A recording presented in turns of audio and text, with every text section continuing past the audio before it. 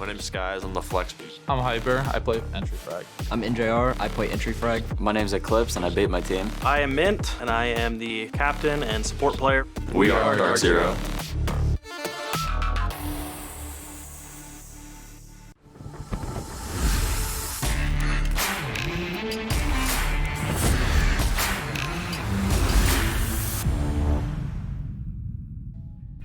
All right, ladies and gentlemen, a banger of a matchup for this series right now for the day. It's going to be, that was a big one, right? It's going to be Spacestation Gaming versus DarkZero, a team that, if you heard from Car Salesman Blue, coming back from an upset against Xset. I'm going to be your host, Veli, and here with my analysts, Jesse and Jacob.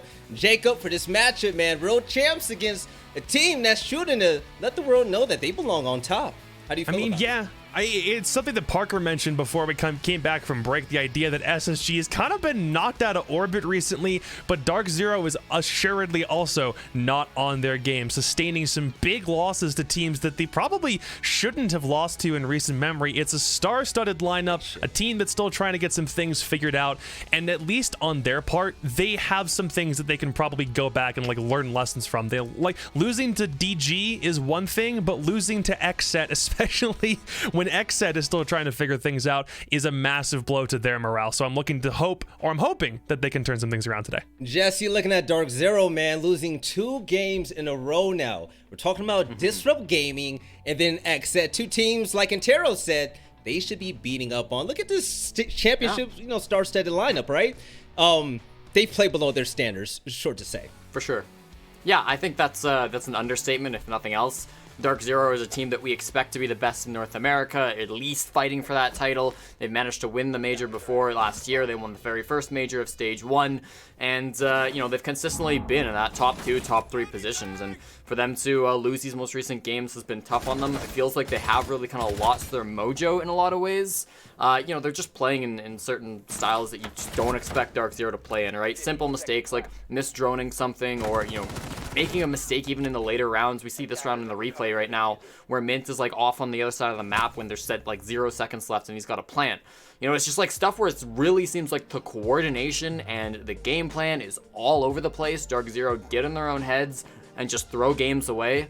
In both their most recent match against Xset that we're seeing the stats for now, as well as the DG game, there were just questionable decisions, questionable plays, and it's not the DarkZero we're used to seeing. Yeah, now, looking at the stats, NJR on top, 12 kills, 9 deaths. Looks like he's finally getting really comfortable with this team of DarkZero, and the thought of him and Hyper building chemistry is just scary. But let's talk about the world champions right now, Spacestation Gaming. No Canadian. Lucas come in as their analyst, and this team has lost some very close games. Talking about Oxygen, talking about against TSM. Caliber Jacob. Looking at this roster now, excuses are out the window. We've all seen how well players such as Thinkin8 has been playing, going 16-8, okay? But still, the fact of the matter remains, they have a weak spot on their roster, and no disrespect to Luke, but they're going to have to put him in a position that's going to help this team win. Strategically, what should be on SSG's mindset coming in against a team that preps incredibly well in DarkZero? Well, the first thing that they're doing is something they're doing well, which is not putting Luke into positions where he is the entry frag. He, at the moment, only has had 1 entry engagement, and he wasn't in a position where he could win it. So they're keeping him in the back line. They're looking for him to play more of those support and intel operators rather than playing something way more aggressive. That has fallen on the shoulders of both Fultz and Rampy. And I will still say that those two are probably the single best entry combo that we've seen in Rainbow Six in a very long time. Still one of the best duos ever. Fultz with 14 kills on the entry, Rampy with 12, both of them with good KDs in that stat line. So from an opening pick point of view, again, they're still doing relatively well. And as a team, like you said, they're getting very, very close to winning, but they're falling short kind of at the last hurdle. Something that we highlighted from last week, and something that I think Jesse actually brought up, is that Fultz right now is trying to take over that IGL position in the absence of Canadian. They still want to run through their schemes. They have a lot of plays that they know that they can work through with Lycan. The only question is, how do you solidify a team that still, it seems like they're having some slight identity problems? For their own, they're doing well. They are. It's just the games that they're playing, as well as they might be playing, something in that last 10 seconds just doesn't seem like it's going to click. I'm happy you brought up their last match, especially against Oxygen Esports. That's where Spacestation Gaming took them to Oregon and lost 7-8. And Jesse, speaking of Lycan, and looking at the way SSG has been playing lately, how did Lycan describe Space Station so far? I'm really curious to know.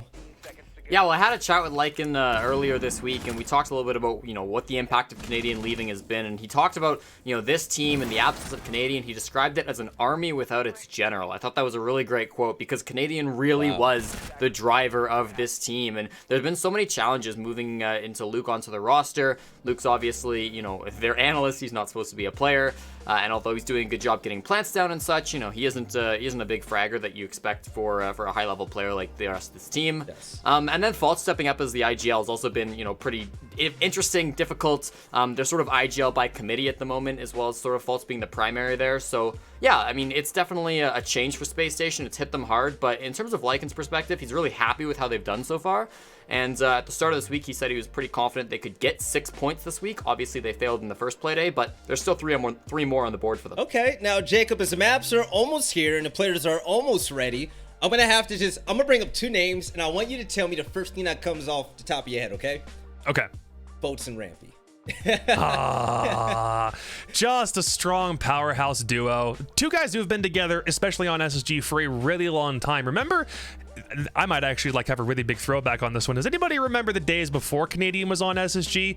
Oh, back yeah. when Chala was still on the team, back at the Raleigh Major? Veldy, you were there. You were actually, you were an analyst on that event. was Back an when analyst. Space Station had a quarterfinal run, they were first place in their group, and four of these players that we see right now have been there the entire time. Fultz and Rampy are the two that I did want to focus on just because they have so much impact. And Fultz, for his own part, trying to figure out that IGL stat, is still #1 rated on the team, a 1.15 rating, 44 kills, the most of anyone on the squad. It used to be Bosco, believe it or not, but in this case, everyone on the team, with the exception of Luke, who we're still looking at in that support role, he doesn't have to go crazy from a stats point of view. Everyone's still playing together, and there's something about this team that I hope can help them crack through out of where I currently think they sit in 8th place after today. That's not where I want them to be at all. You made a great point I'm going to touch on during predictions, but Jesse, what time is it, man?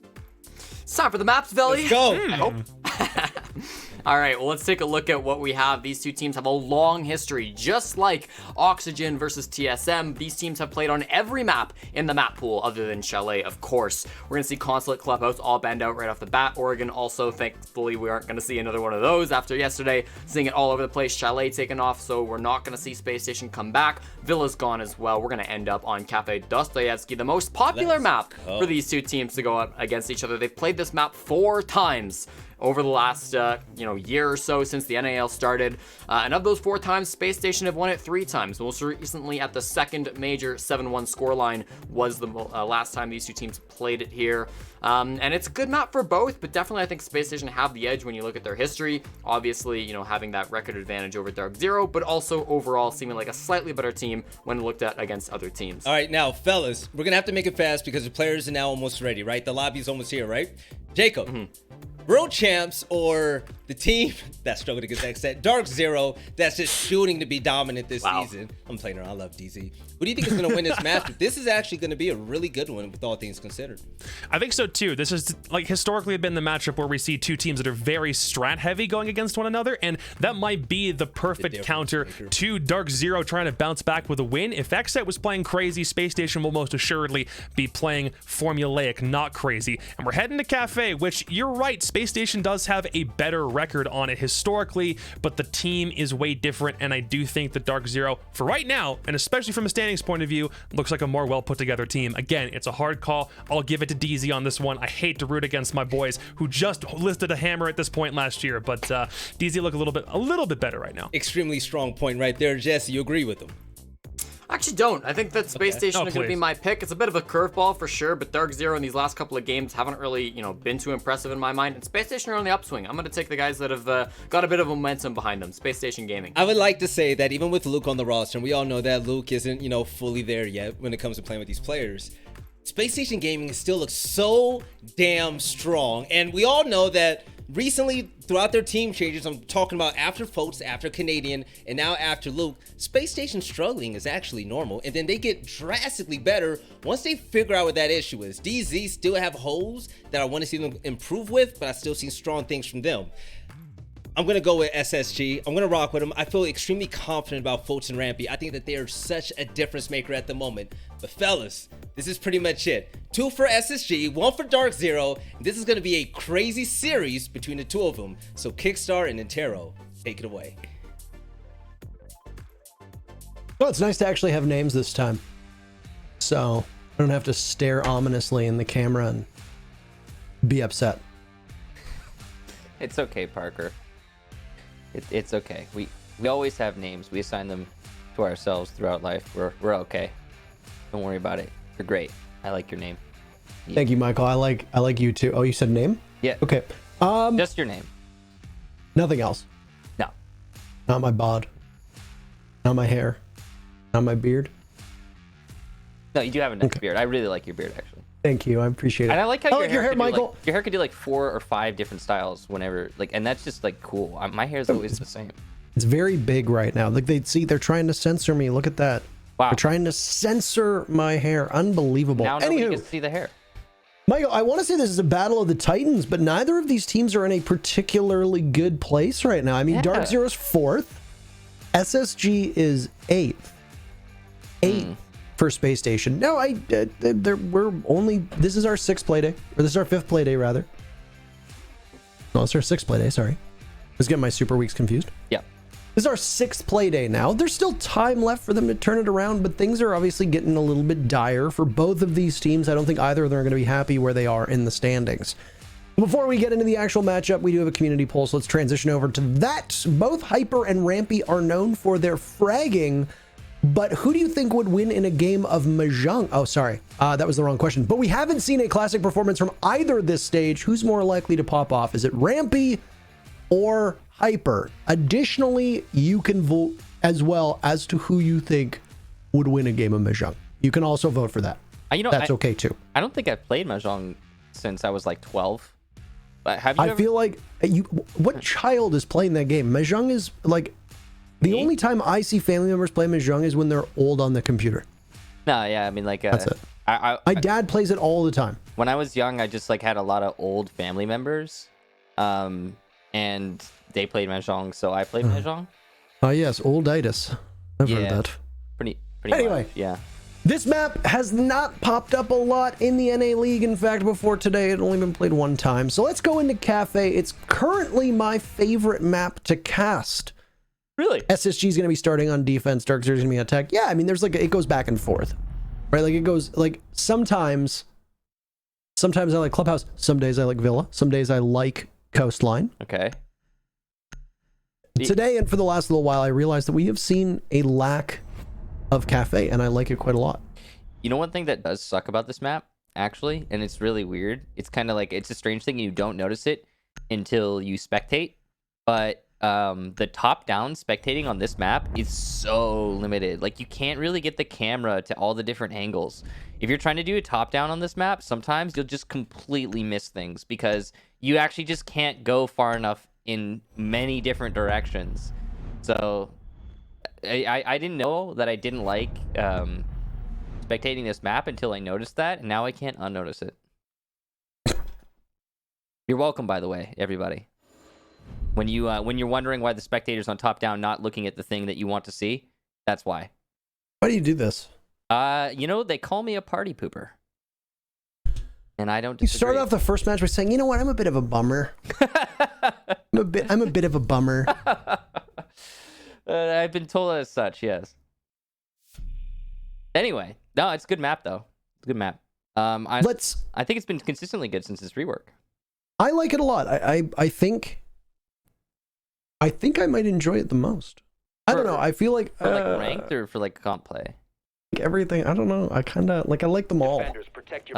There's few reworks I'm not a huge fan of. But other than that, let's talk about these teams a little bit though, Michael, because DarkZero comes into today in 4th place. Spacestation, or rather, they didn't come in at this point. They came in the top 3. But they've obviously been bumped down. DarkZero is presently 4th. Spacestation is presently 8th. DZ comes in with a 2-win, 1-loss, 2-loss record, or 1 overtime win. Okay. 2-loss record. Space Station is 1-0-2-1, which means 1 victory, 2 overtime losses, and 1 regular loss, which is why they are where they are. And they are dangerously close to possibly falling into last place. Now, obviously, that means that XSET is going to need to add more points to overcome them, but a loss here for Space Station would be devastating in what is a relatively close and tight middle of the pack. Obviously, Space Station has been thrown a little bit into turmoil. There was the unexpected retirement of Troy Canadian Jaroslavsky. They've had Luke have to fill in his place, who, by the way, is still leading in, well, as of this morning, was leading in most plants so far in the NA League with 8, but unfortunately, he was also the owner of the second lowest rating in the NAL. I mean, you know, he might not be able to get the frags right now, but at least he's got that green thumb going for him. And, you know, that's always a nice trait to have. I think it's rather endearing. Bottom floor defense here for SSG, but a middle floor and top floor roam. They're trying to delay, and so far they're doing a pretty good job of it.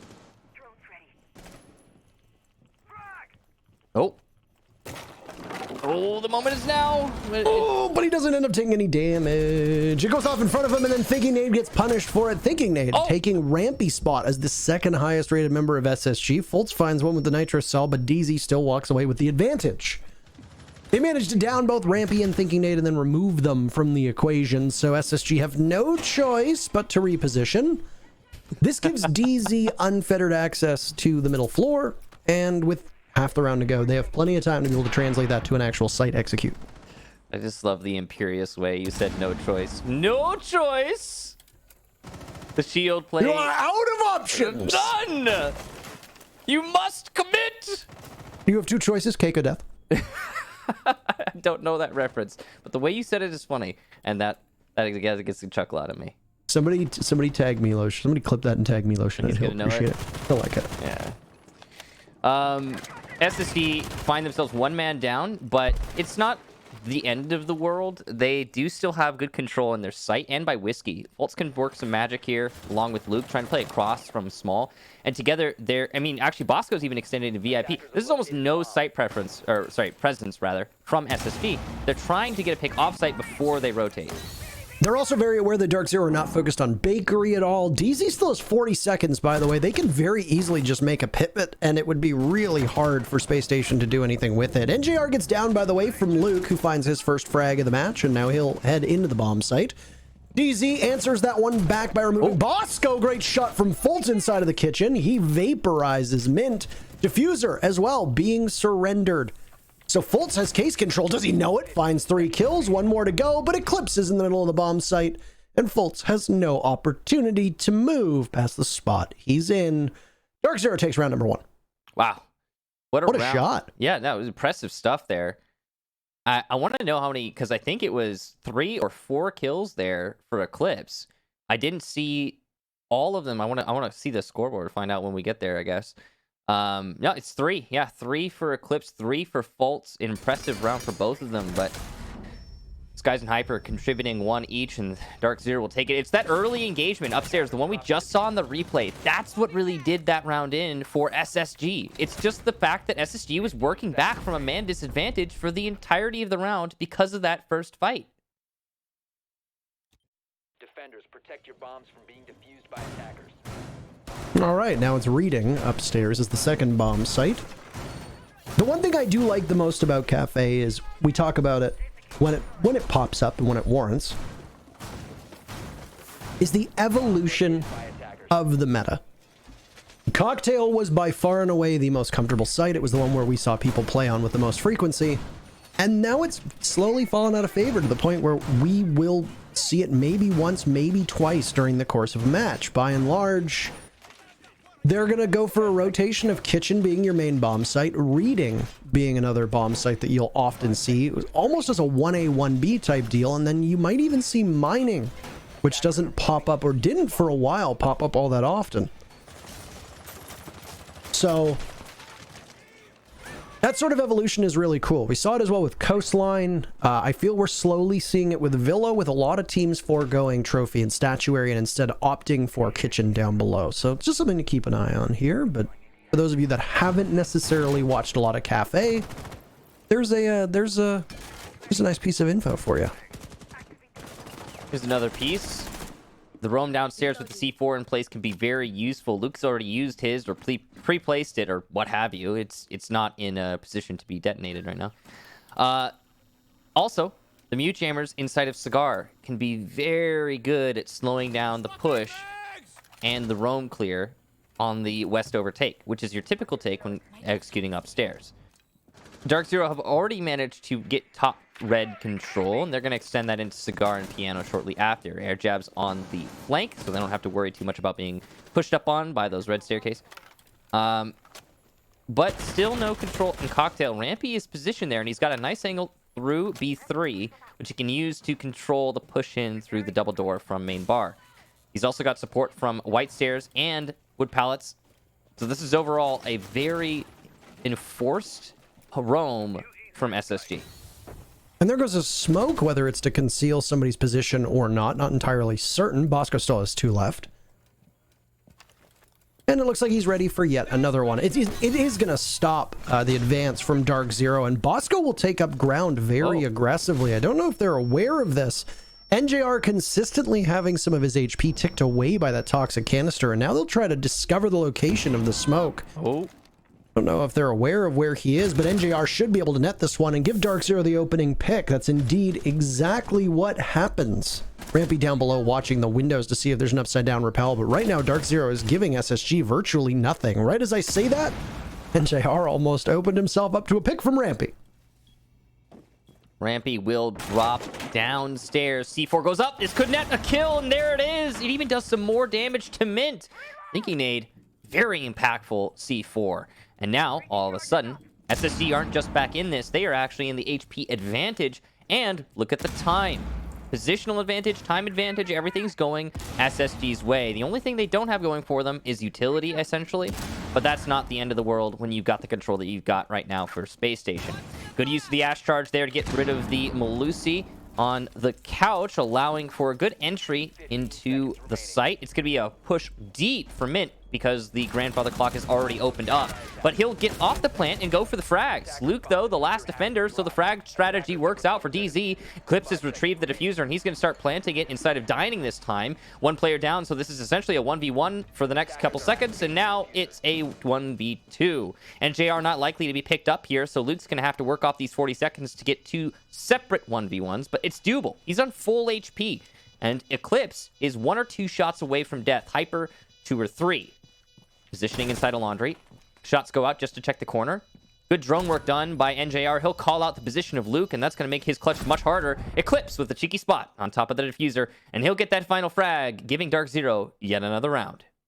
Eclipse tucked into that corner, doesn't need to give up anything. He heard the sounds, and the call will also be made as you get finished off as to where Malusi is coming from. It was a tough spot for Luke to find himself in, and I mean, he had tons of vision and sight into reading, but not into dining, where that diffuser ultimately was planted by the double wall and by the back and the table in the room. So SSG now finding themselves through these 2 rounds in a tough spot to DarkZero, who look decently well coordinated, but at the same time, both of these rounds have been scrambles right at the very end. It came down to a 1v1 between Fultz and Eclipse in the previous round, and this time it was Luke in not necessarily a winnable situation, but one that wasn't necessarily as dire as you would assume.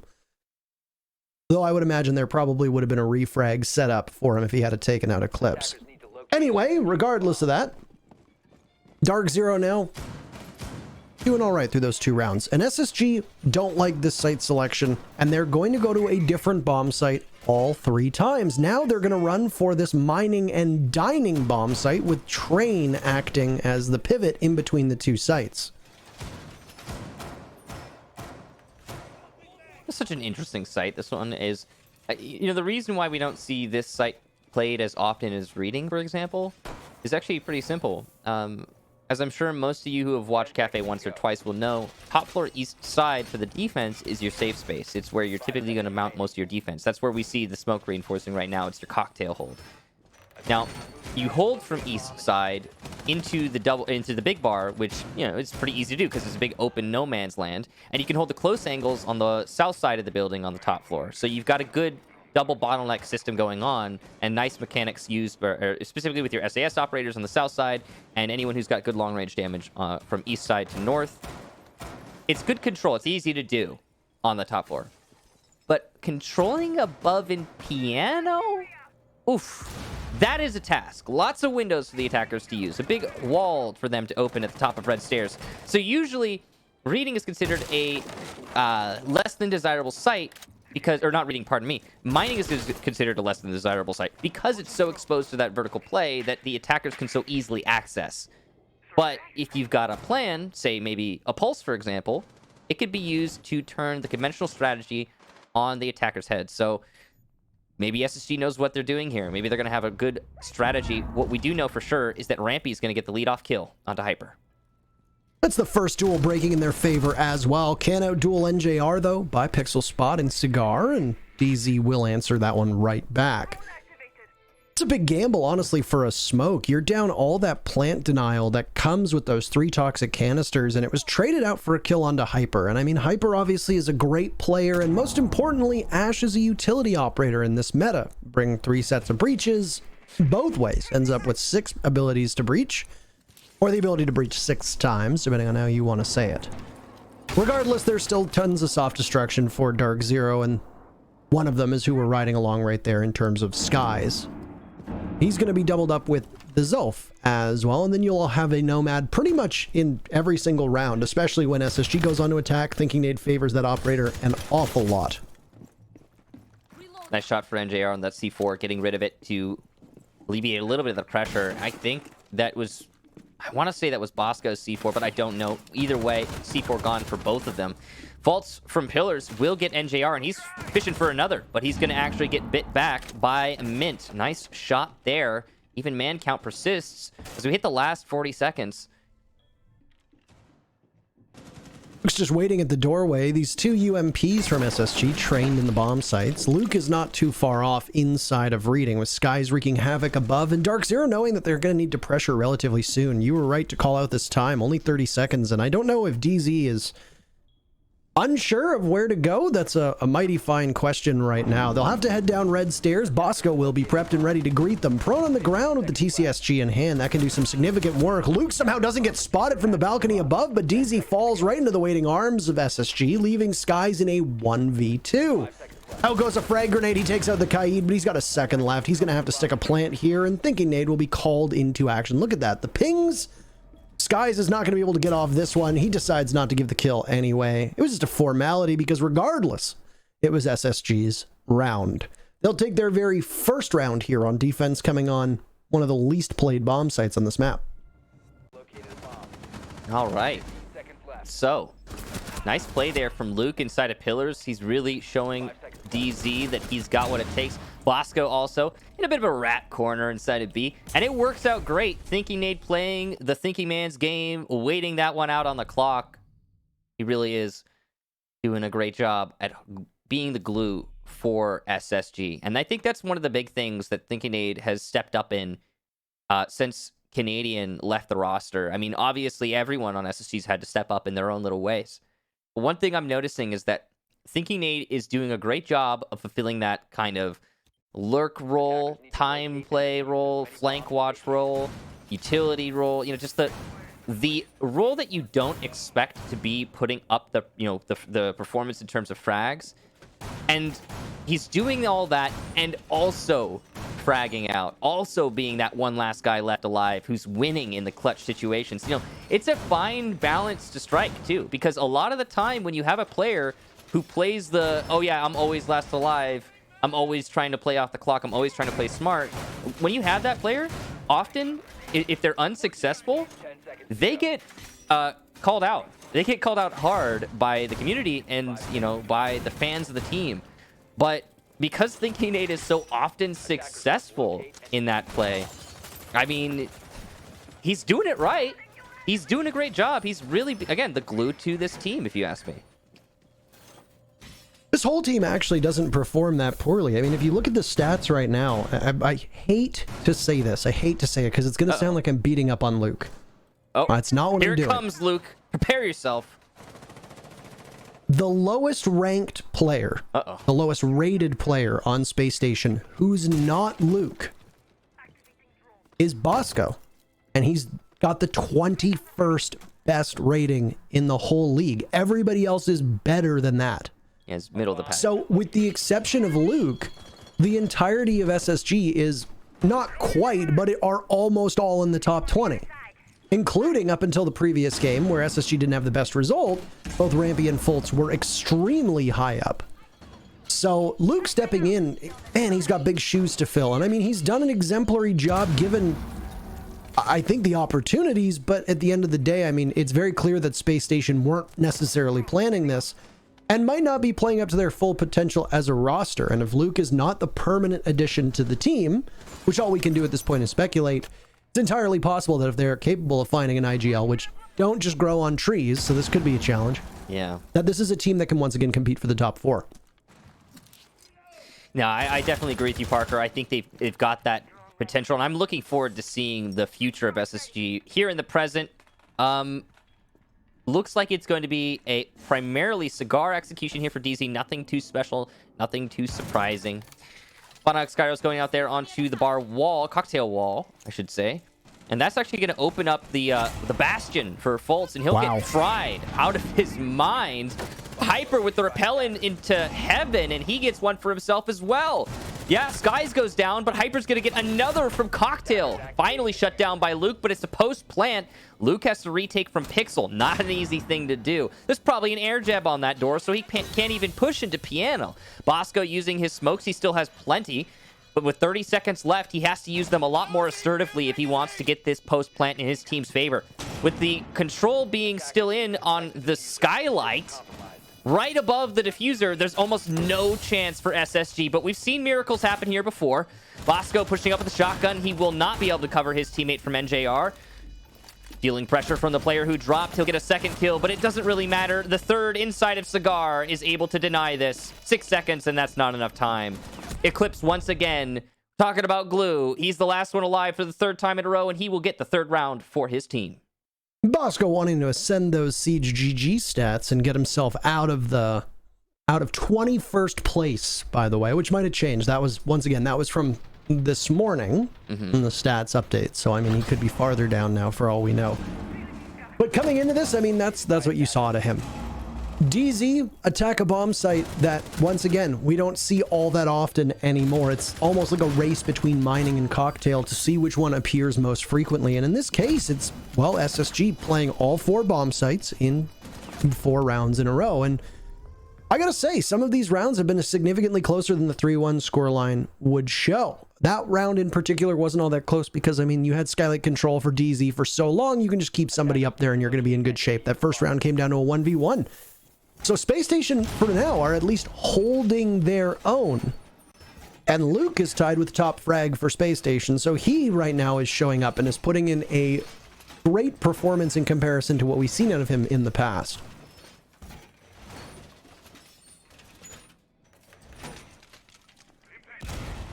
One thing I'm noticing here for DarkZero is that their objective play is laser focused. DZ is not forcing more control than they need to, and the bits where they do force, like for example, Hyper repelling in through heaven, it's calculated. It's a calculated risk. If Hyper dies there, so be it. He's at least distracted the enemy for the necessary seconds that are required to plant the diffuser under Skylight. And on top of that, they waited for the hard destruction from Cigar to force the Maestro out of his position at Cocktail before Hyper went for that repellent. It's such a well-orchestrated execution. And it's the little things that matter. They go a long way. But when no one's making any mistakes on the actual, like, take, the initial take, DarkZero made a number of mistakes in the post-plan, sure. It looks nearly flawless. It's good stuff. And it at least goes to show that DarkZero are well prepared for Cafe. What I'm worried about here is SSG's defensive half. They definitely need at least 2 rounds, preferably 3. And they've got a chance. I mean, it could happen. But there's nobody on SSG that is stepping up and standing apart from the rest of the pack right now. Fultz will get the first kill of this round, at least. but we've seen SSG put themselves in this position and still lose rounds before. Well played by Fultz and well played by SSG to hold that map and then immediately fall off. And once again, we'll go back over towards that whiskey of the map by the delivery entrance and the portion of the freezer wall that's been opened up. DarkZero might not know it, but they do have control of the middle floor. They'll go to work opening up sight lines, and then, well, you're going to want to take as much of that floor beneath you, which happens to be the roof of the kitchen in that particular situation. And you can hear tons of explosions going off as they continue to work on that apace. NGR taking a bit of damage, but other than that, it's steady goes now for the past 20 seconds. SSG's going to just sit along for the ride because they don't really need to do much. They're not going to contest this. They're not going to try to retake, and if they do, it will come much later. You can see the air jabs being applied to the stairwell, so DZ are going to try to prevent any flank from SSG, but having a numbers advantage, a minute to go, presents SSG with an opportunity to go for a flank should they so choose. Bosco's in trouble, though, over by VIP. NJR wants to do battle as best he can. There's some backup from Spacestation, but ultimately, this should be the start of the fireworks. Rampy challenging from Whiskey. This is not an easy fight, but he's got some nice holes for it. He'll get a kill onto Brown Staircase, but downed eventually by NJR, who gets his second pistol kill on this entry. One in VIP, one behind Whiskey. It doesn't really seem to matter what gun you give NJR. He is starting to come alive, and this is starting to meet the expectations that DZ had for this player when he first joined the roster. Excuse me. Only 18 seconds left here for DZ to entry into the site, though. And Fultz is still alive, still with his gun up, and still ready to win these fights. He's going to get one, nearly a second there. Hyper will be downed and finished off by Thinking Nade. His pistol out now. Fultz challenging on Mint, who's trying to push into a three-way crossfire, and he will not get anything. SSG leave DZ hungry. DZ once again coalescing around the back portion of the map. They don't want to deal with the front. They don't want to deal with bakery. They want to go straight for freezer and take whiskey. And once they finished getting control of that second floor, which they didn't necessarily get that control themselves, it was more, as I said, Space Station fell off. DZ had control to go down Brown Stairs, and it was a bit of a cheeky play from Rampy on that last stand where he was able to do a significant amount of damage, but also get a pick for his trouble. Both he and Bosco essentially presented such a headache for DarkZero. It took a while for them to be able to cut through them and then left the rest of SSG to sit on the bomb site. And at that point, DZ seemed to be a little bit utility starved. They seem to be starved for time, and they seem to be starved, most importantly, for information. DZ is a team that will punish you if they have info on you. That round, it seemed like they just tried to pick gunfights in the final 20 seconds because maybe they just lost drones. They'd thrown them away a bit too cavalierly. Maybe they were worried about their pacing and they didn't have time to go onto drones. Maybe the people who were still left didn't have any. Your guess is as good as ours. Regardless, it's a successful kitchen hold for Space Station, and it joins the mining dining bomb site, which is what we're on right now, as the only other site that SSG has won. They're going to hope for a repeat of that success that they had back in round number 3, because if not, they go down in the first half. Now the question is, how quickly can DZ adapt? Because the last time DarkZero attacked onto this site, the reason they lost it was mostly down to the fact that they looked a little lost. Solid 40-second span where DZ got some default control and then went, okay, what now? And they didn't really maintain... Oh, hang on, what is this? What is going on right now? This looks like a pulse-assisted run-out from Fultz? What am I seeing? Okay, nothing. Nothing. Okay. Luke will call out the heartbeats on the wall. Fultz will seemingly be prepared for something, and then they won't commit. I'm assuming they were waiting for maybe somebody to repel on their wall, not the one to the left. Whatever the case be, it's over now. Anyway, DZ need to be more assertive on this site. They looked a little confused on their execution. If they can actually put together a plan now that they know to expect this site, then they might have a better go at this.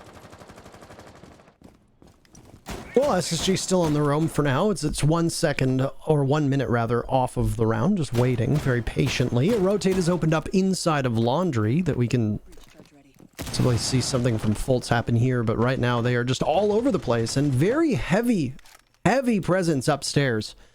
I don't know who NJR was tussling with, but he loses the fight. He might be recoverable here if Rampy playing through these bullet holes doesn't see him. The smoke realizes that unlike previous rounds, you're more valuable alive, so he'll drop, and there you go. The rotate that was opened up earlier on allows them to wade their way into reading if they want to. NJR's picked back up, and Rampy decided maybe I should push it, maybe not, thinks otherwise of it, and doesn't opt to go back up White Stairs. It's going to allow DZ to just charge on down. Ashe clearing out utility with her Ashe charges as an Ashe does.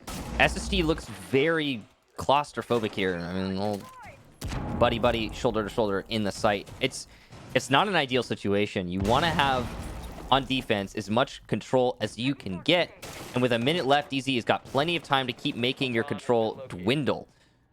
Good positioning here from NJR, but he's got to be wary of a gunfight with his very low HP, and he might be spotted by the cardiac sensor of Luke, but oh gosh, just barely Fultz gets out of that unscathed, and actually he's in a great position now to spray with his Alda onto the middle of White Stairs.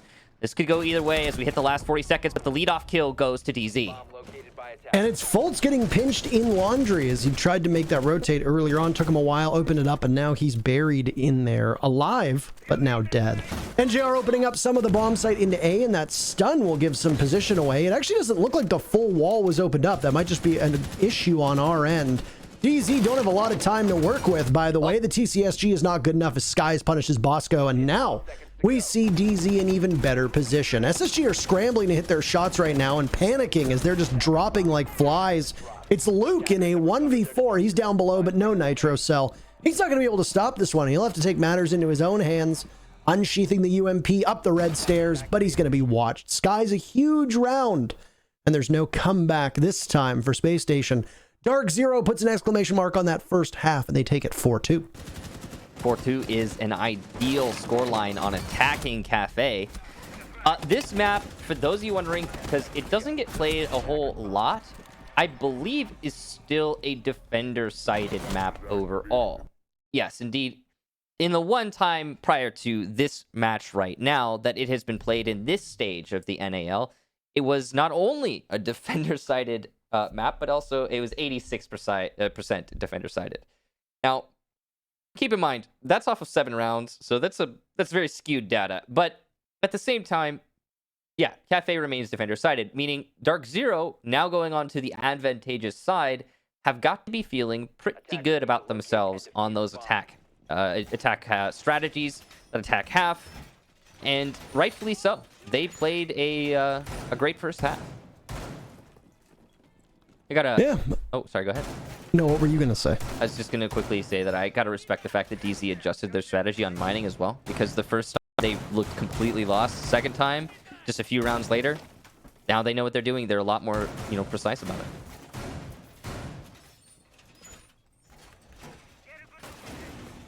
I don't think we've really paid enough mention to the fact that NJR joining DZ and losing Hot and Cold forced them to kind of swap up most of their roles, or at least the way that they played. NJR enters the day not having the greatest stats. He's about even, by the way. His rating is pretty close to 1. Yeah. But other than that, I mean, the rest of the team has performed quite well. You're seeing both Hyper and Eclipse being far more active and involved. Skies is filling more of that flex float role than he has in the past, with NJR taking on some more of the fragging responsibilities. The person whose stats have really been hurt are Mint. Or rather, are Mint's stats.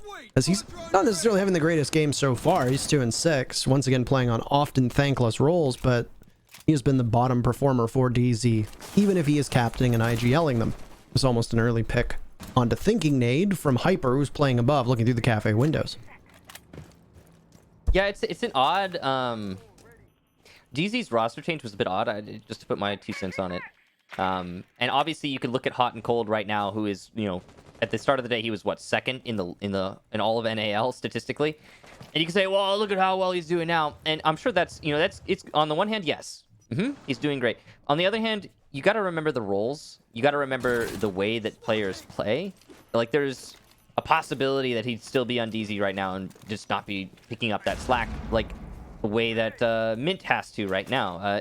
There's always a job that needs doing that doesn't involve fragging, and those go overlooked and undervalued by the community, and they're gonna keep going that way until eventually there's some actual way to measure those things. But we just don't have those stats. So anyway, moving on from all that, I'm sure NJR will come into his own when he feels properly comfortable. What we do know is that Eclipse is going to be the first death. He'll go down actually pretty early, all things considered, on this execution. It's funny how we say that when there's a minute left in the round. We say, oh, we went down early. Well, on the execution. Early on the execution Fair. means like early in like the last 1 minute, 30 seconds. No, that's fair. Yeah. Rampy doesn't give anything up as he still hasn't seemed to recover from his performance yesterday right now, but thank goodness for the rest of the team. Luke in particular, once again, on a heater, and I enjoy especially that as we are now prepping up for the real execution, as it seemed like we were going to go to it before, that Luke is running basically an homage to Canadian with the red skin and the Canadian charm. Very nice for him to emulate the player that he is taking up the mantle from. DZ don't need to move a muscle, by the way. They might need to be a bit more aggressive when SSG pushes in, but other than that, they're in good shape to just hang on because SSG seems to be coming undone with this time. They haven't been able to get into the bomb site yet. They are tantalizingly close, but there's still work for them to do. 10 seconds to go, and it seems like the Ace and Jackal combo will just break into action through trap. Skies with a Nitro Cell in hand, and JR gets a kill. Skies can't do anything because Thinking Nade's above. Rampy falls, so DZ's putting in work! And then JR and Hyper managed to clean up on the bomb site. Unthinkable, because it seemed like SSG had the upper hand, but the counterpunch from DZ lands way heavier. Wow. DZ's strategy that round was to play the site far back, assuming it would be a bakery execution. Now, the smokes made that very tenuous for a bit there. It almost looked like SSG was going to be able to outplay DarkZero on their own game, saying, all right, if you're going to play far back, we're going to get vertical control, play that from above, just deny you rotating in on a retake. And we're going to deny your line of sights for not retaking on the long angles with the smokes. You can't see 4 because you can't get close enough because of the vertical. Now, SSG was playing that perfectly. They read the strategy. They countered it just as well as you can. However, we just saw NJR go completely unaddressed in coat check. And that's it. There it is. Just one player off in coat check. Not being challenged at all. Now, part of that's probably going to be Hyper getting that 2-piece. You know, you lose your manpower, and in those, just in the span of seconds, you can lose a lot of the control you may have planned on having. But the vertical play from SSG does also divert a lot of manpower. And because of that vertical play, it's possible SSG just didn't have a man to assign to the player in coat check. That's it. And so, NJR, good awareness, sees the planter, shoots him, job done. Clock wins the round. Oh, beautiful stuff. So DZ takes their very first round on defense, as you noted. At least, unless something has changed, this is a favorable spot to be on. If we bring up the cafe stats, by the way, prior to today, it had a single play. Its defender win rate for that single play was 86%. Though, mind you, it was only 7 rounds. So, I mean, not really enough. Not really enough to go off of. In fact, we didn't actually see any of the mining bomb site at all. So it's hard to exactly determine. How well they're doing. And yes, Michael, I did hear you say that like 5 minutes ago. I was reinforcing your point. Thank you for the side eye. But he's like, yeah, I said that already. And it's like, I was just making sure. By the way. Don't talk about any of the operators or players I've talked about because I've already said that already. It was just kind of funny because you were saying it like verbatim, and I was like, oh, I didn't realize we were quoting each other. What if I had actually, like, I had a stenographer and I had every single word just typed out meticulously and I was repeating it. Yeah, exactly. And I was like, it'd be a good prank. That's what it sounded like. I was like, wait a minute. It'd be a good prank. I was emphasizing it because you talked about it when SSG was on defense, and you used it to contextualize how SSG had done, and now I'm just simply saying, well, hey, look, SSG's now on attack, and DZ have already won a round on defense. That's good, because we're still trying to determine, based upon the one play so far, if Cafe is truly still defender-sided. Yeah, I mean, it's true. It's definitely something that we have to ponder as casters, because we don't have a lot of data. One thing that I do also want to talk about, Min on Clash. Now, he's got 2 kills in this match, and it's safe to say he's not having a good one right now. That happens, and I like that he's electing to bring Clash because he knows he could be useful on it, even if he's not winning gunfights. That is, I mean, it's self-sacrifice. I made a joke a while back about Fabian playing Montaigne because he can never hit his shot, so it's very, very convenient that he play a shield operator. In this case, I would not say that about Mint, but Mint obviously is a very proficient shield player.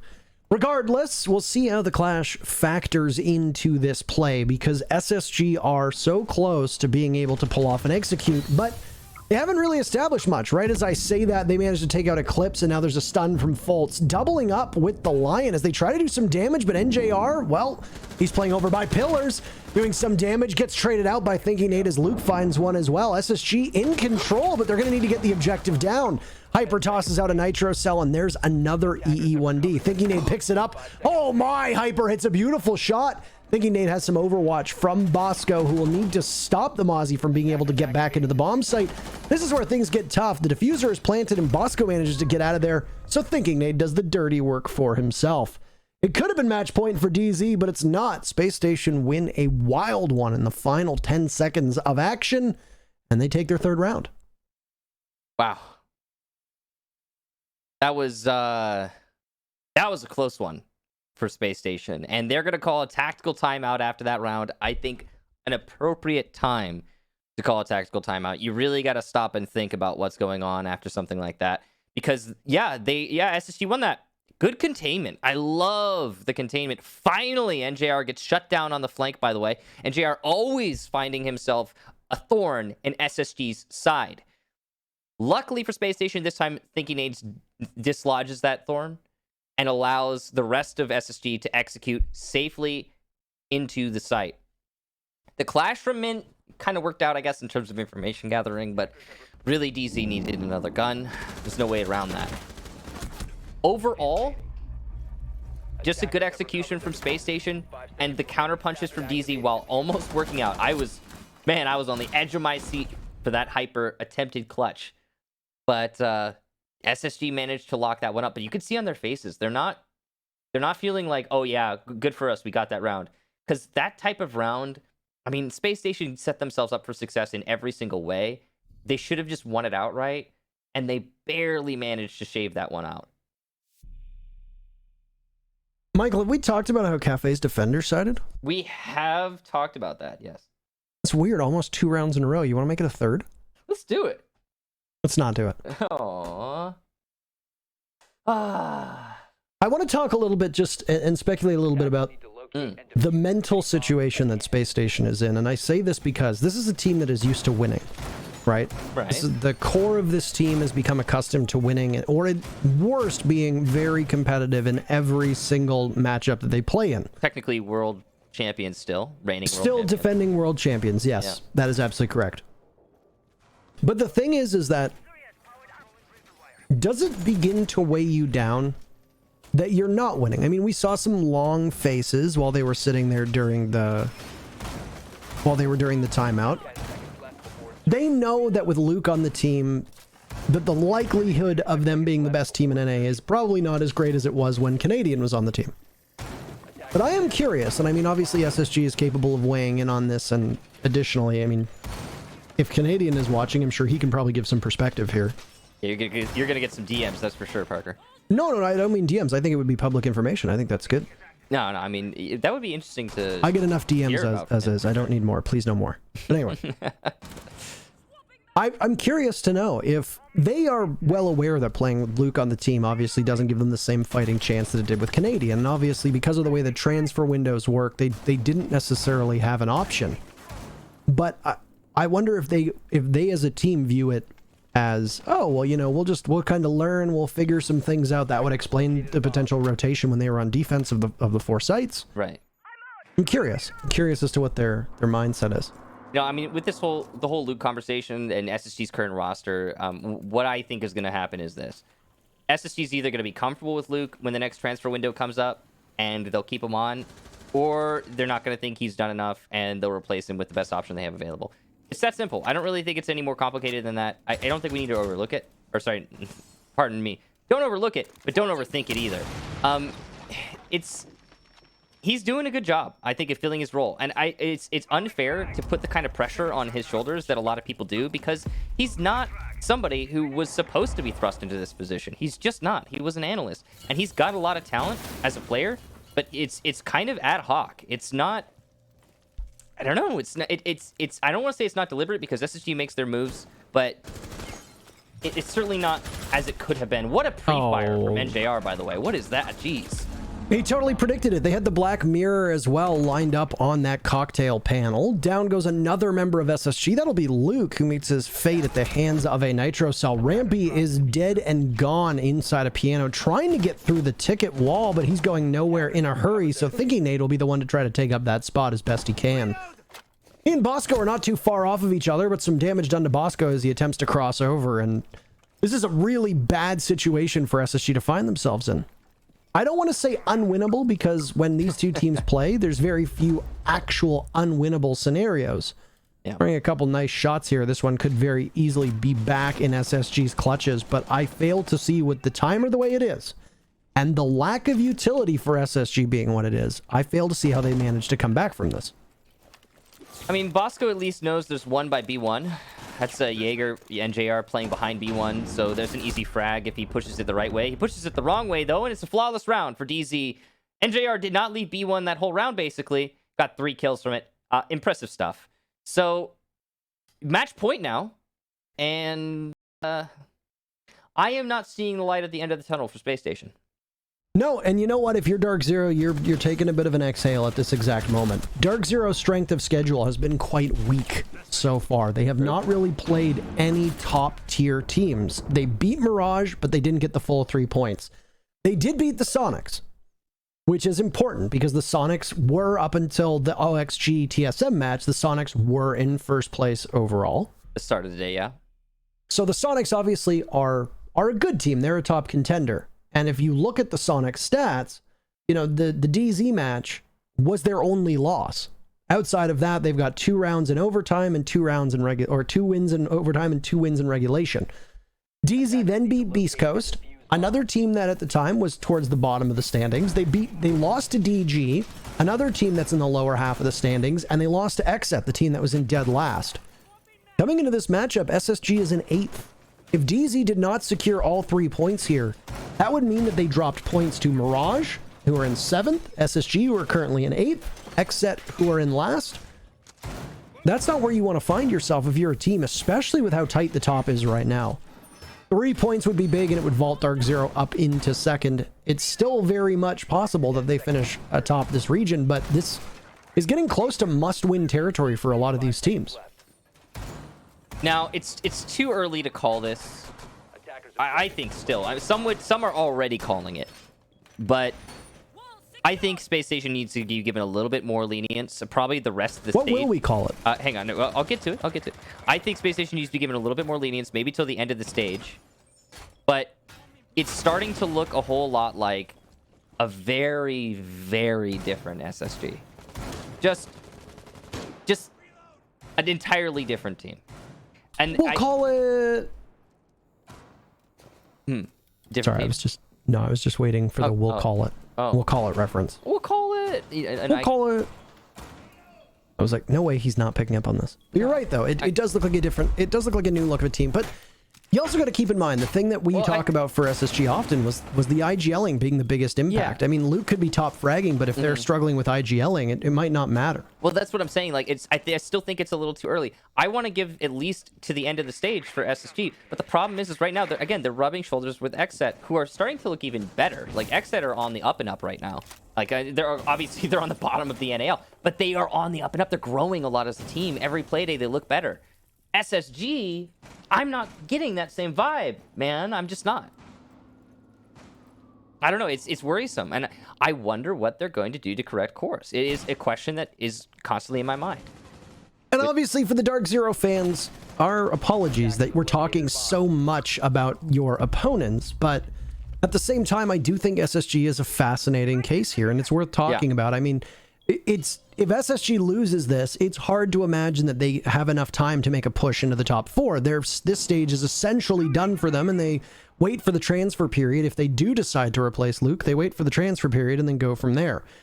Funny enough, Luke is having his best performance so far in terms of stats, and still it's at a point right now where SSG are trailing. And obviously, it's match point for DarkZero. There's still 3 more rounds to go, 2 more at the conclusion of this one. E1D will burn off, as you'll see if DZ are able to close this out. They are down by 1, as Mint is having a tremendously bad game, which is an unfortunate refrain for him so far. Rampy has taken up office downstairs in Reading Room, and it's early checkout for some of these DZ players that are above him. NJR's in a similar position to where he was before, watching over towards heaven. Now he's looking over at the window where Rampy was positioned up, waiting patiently to see what's going to happen here. They don't need to really move a muscle, but NJR gets discovered on the cross. There's not really all that much they can do. This is a tough situation for DZ, as it's very nearly a flawless round. Denied, by the way, by Skies, who's playing over by the top of white. He'll rotate over towards bathroom. There's an opening and some pings. Not going to be able to stop that diffuser from going down. Does some significant damage, but now he's trapped, and they know that his advance back to the bomb site is going to come from one of two directions. If you're Space Station, you just need to watch piano, or you can just watch over towards the A-bomb. Meanwhile, the diffuser is planted in a position where there's no way Skies is going to make it to it alive, and Bosco is the one to treat him to the burial. SSG takes the round, staving off the possible inevitability of DZ winning it. We don't know just yet. But for DarkZero, they've got 2 more attempts before overtime. Bosco and Rampy, Bosco and Rampy, Bosco and Rampy. Luke also getting that plant down. Again, the green thumb really coming in strong there. He is great with those plants. Now, the play from Space Station strategically is solid. That's what's on display in that last round. It's an east overtake. You don't see those a lot very often on Cafe, but when they do come out, they can be very difficult for the defenders to counter, especially if the defense is set up a lot of their utility focused on the other side, on the west take. That is what we saw from DarkZero. They were very, very set up for a piano over, the typical default strategy. And when they got countered by that east take and the undertake from Rampy, DarkZero was not prepared. They were not able to adjust in time, and Bosco on that repel, east repel, 3K for him, 2 for Rampy from downstairs. Just great play from them individually as players, but just the strategy again for SSG, solid. And yes, SSG has been slow on their executions, but when you are dealing with an execution that is as shallow as an east take, which is mostly off repels, and just, you need reading reading control so you can open up from below. That's not so bad. If your time management isn't great, well, it doesn't matter because there's not a lot to take there. So, well executed from Space Station. Now they have to attack onto the bottom floor, and this is where it gets a little bit dicey for SSG.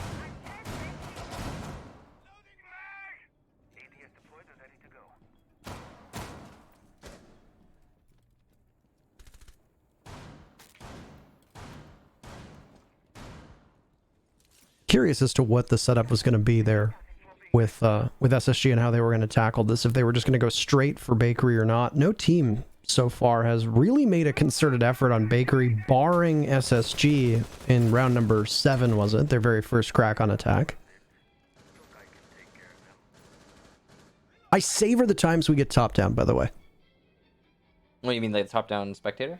Yeah, I savor them. Yeah, so informative. Mm-hmm.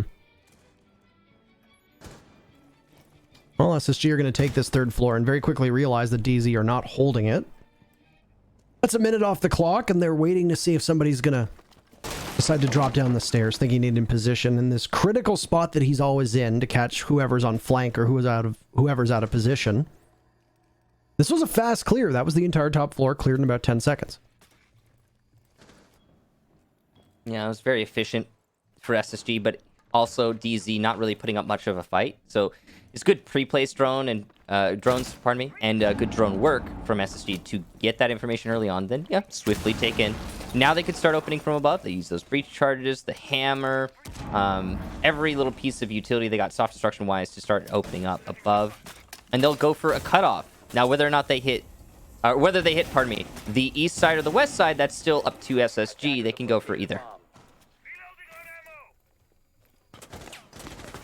So the focus is once again going to be over by VIP and by Whiskey, which is where Hyper is. It's referred to as bar, but goodness knows there's enough bars on the variety of maps that we have, which, yeah, for people who like their drinks, that's reason to celebrate. So SSG realizes they've got about a minute to work with, and they will now begin the assault over on VIP. The question will be if somebody's going to watch or drone out over by that direction.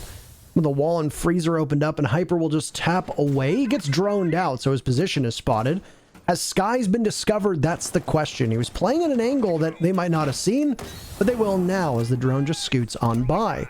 DZ will hang on for dear life as the assault begins with Bosco running through the smoke. He gets traded out by Hyper. Gun down and a vault in. Hyper can't go for more than one as he gets damaged and then finished off by Rampy. Sky's SMG is out. He's playing behind the deployable shield. This is not going to be an easy spot for him to get out of, but he's got the diffuser down as well. He's in a strong position. It's grabbed by Fultz as he charges on in.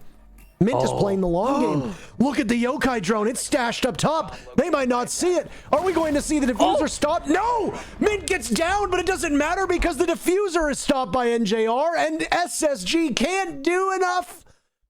DZ take it on an absolute barn burner of a final round and a 7-4 scoreline. Vaults DarkZero up to second in the NA League. We didn't get to see all of it. So for those of you who missed it, I want to lay out what just happened in that last round because it's kind of poetic. Because once again, NJR from code check stops the plant in sight in what appeared to be a round DZ had already lost, and well, saves it. Mint, you could see contemplating his performance in that match, obviously, and rightfully so. I think he got 2-3 kills. Anyway. It's funny to me that SSG lost 2 kitchen attacks that they seemingly had already won just because they didn't deal with NJR and code check. It's so it's magical. If I was Mint, by the way, I obviously wouldn't be very impressed with my performance. He's had a rough go of it so far through the NA League, and he's towards the bottom in terms of standings. Not quite at the bottom just yet, but the one thing that the bottom of the standings tends to have in common is that these are all your support players, and Mint has been shoved more firmly into that role than when Hot and Cold was on this team. I mean, DZ are still figuring things out, and I don't think they are at their final form just yet. Cohesion still needs work. I think communication is also not as strong as it could be on this team, and they're getting acclimated to NJR joining the team, some minor role changes, and then also playing on LAN. This is something that needs to be repeated as well. Playing for the comfort of your own home or playing from your own facility is very different from playing on LAN. So these are all things that teams need to take into account. A rough outing for SSG, and they're going to stay in 8th place. They're not even going to get 1 from overtime. But other than that, fans of DZ, they're going to be pretty pumped with the fact that they now sit in 2nd place. I think for Min, it's just, the concern that appeared to be on his face is just that performance matters at DZ. I think they've routinely proven that if that they're willing to do just about anything to build the super team. I mean, that hot and cold removal was like the most evident piece to that puzzle, right? But it's, for me, with Mint being forced into roles that are going to be a lot more support heavy with hot and cold's removal, because NJR came in as the fragger duo with Hyper, you have to consider that his performance is going to wane.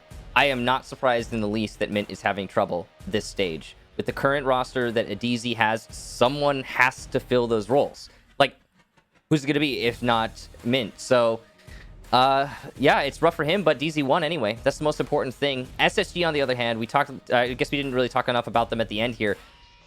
Very different team.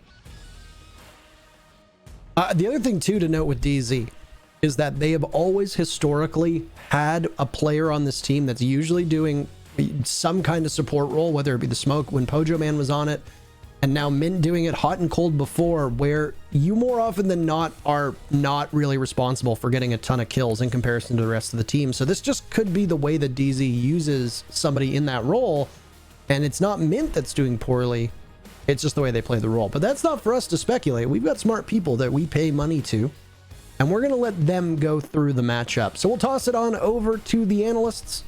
Thank you very much for watching, Kix and I. Thank you, Kix and I, for commentating a beautiful match. Ladies and gentlemen, that is it. Spacestation Gaming loses to DarkZero, and like Kickstarter was saying, fellas, this is weird, and we're past the point now where we just say, oh, SSG is going to be okay. They're going to be fine. Let's admit it, stage 1 is not turning out to be exactly what we expected for Spacestation Gaming. As a matter of fact, these points are actually important. Jesse, what are these points for? So these points in the NAL Valley are gonna determine how many SI points. Oh boy, it's been a long day. How many SI points you get at the end of this stage. So just like last year, if you finish in first, you're gonna get 510 SI points. That's the same throughout every region: North America, Europe, Latin America, and APAC. So, you know, these games definitely matter a lot, perhaps even more so than in most stages, because there is no major. That means the regular season games are so much more valuable, and these SI points not mattering for the SI coming up in about a month, but next year's SI. So, you know, already a lot to play for looking ahead, and yeah, some really important games. Yeah, Jacob, we just saw the match replay powered by Predator right there. Any words you'd like to offer, especially while looking at the statistics screen? It's the end of the day, Jesse. I completely get it, man. I mean, on my end of things, it's just making me a little bit concerned. I'm looking at a Spacestation team that I haven't seen for a really, really long time, like pre-Raleigh Major, like the old Pro League season, like season 9, season 10 sort of thing, where it was just a very, very different, very, I guess, problematic SSG, where they were still trying to find some footing. They were a middle ground team back in North American Pro League in those days. And this is kind of, I don't want to say a return to form, but I am kind of getting Vietnam flashbacks, for lack of a better term. It's just not what we were used to seeing, especially over the past, you know, year to 15 months of Space Station, you know, doing really well at OGA Pit and the Invitational, winning season 11, going on to still have decent performances in the top 4, at the very least in the NEL from last stage.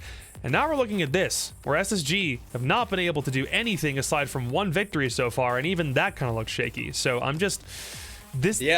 I don't like this. I really, really just, I'm very uncomfortable by what I'm seeing. Do you know what I do like, fellas? Take a look at the left side of your screen. NJR Hyper on top, along with Skies, 10, 10, 13, and Eclipse right behind them, 8 and 6. What have we been saying this entire time about what's going to happen when NJR and Hyper start to build up chemistry? What's going to happen when Skies just continuously start going off? DarkZero, Jesse, they're a problem. Oh, absolutely. Problem for the other teams in the league, that is. DarkZero are starting to get back into form, and this is good. I was worried about DarkZero after the last couple of performances. You know, losing to teams like Xset and Disrupt Gaming are not where DarkZero wants to be in the standings. But this was a huge reassurance for me. You know, they're back on track. They didn't get out of loop this time. They played just like relatively normal Siege, and they played it well. You know, they played their game. I thought that NJR had a really good performance. He's somebody who's had his ups and downs in his very first season on the team, and this was certainly one of the higher points. Even, you know, guys on the lower end of that scoreboard, I thought Eclipse had some really impactful moments earlier on in this game as well, and so I was really happy to see that from DZ. I think that, you know, people talk a lot about Space Station in this game, and I think that's fine, but really for me, this was a game about DarkZero, and if DarkZero are falling apart as a team,